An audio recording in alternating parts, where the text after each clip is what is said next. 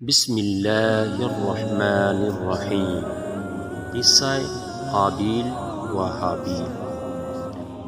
قابیل و حابیل یہ دونوں آدم علیہ السلام کے بیٹے تھے۔ قابیل ایک کاشتکار تھا اور حابیل اس کے پاس بکریوں بھیڑوں کا ایک ریوڑ تھا جن کو وہ چراتے تھے۔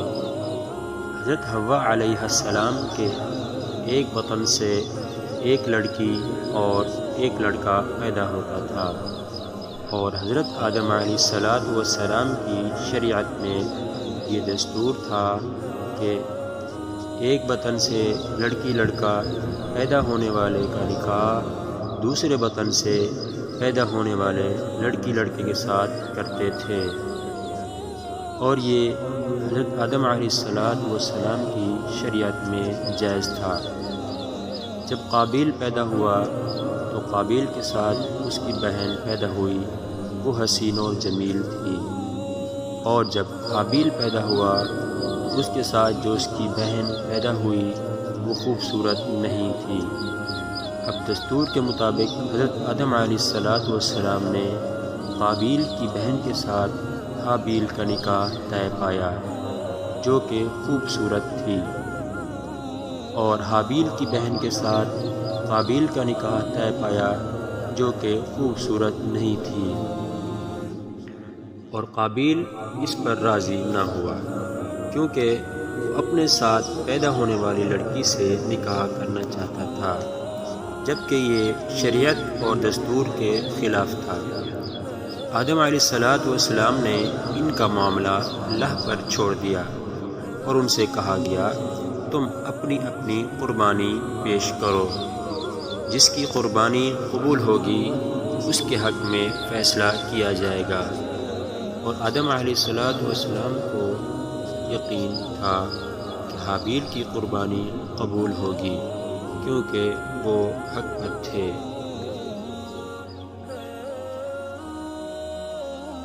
اور اس وقت قبولیت قربانی کا طریقہ یہ ہوتا تھا کہ آسمان سے آگ نمودار ہوتی، جو کچھ پیش کیا جاتا اس کو جلا کر چلی جاتی، کیونکہ حابیل کے پاس بکریوں بھیڑیوں کا ریوڑ تھا، اس لیے حابیل نے ایک خوبصورت سا دمبا لیا اور اسے اونچی جگہ پر رکھ دیا، اور چونکہ قابیل کاشتکار تھا اس لیے اس نے روئی قسم کا غلہ اٹھایا اور اسے اونچی جگہ پر رکھ دیا۔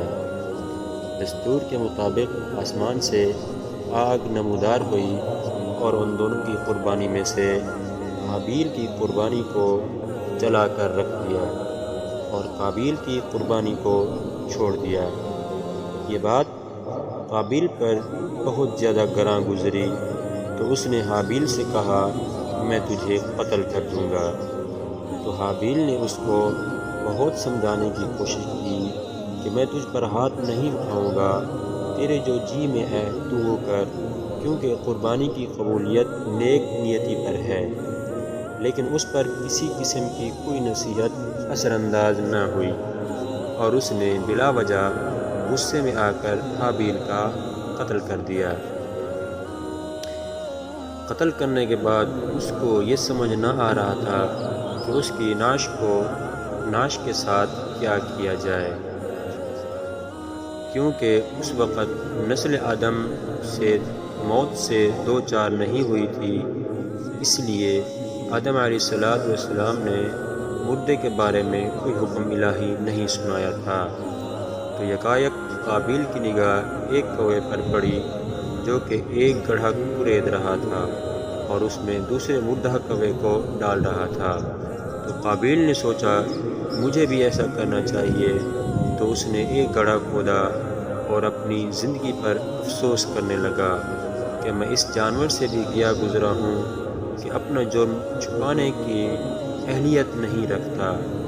ندامت سے اپنا سر جھکا لیا اور پھر اس گڑھے میں اپنے بھائی حابیل کو سپرد خاک کر دیا۔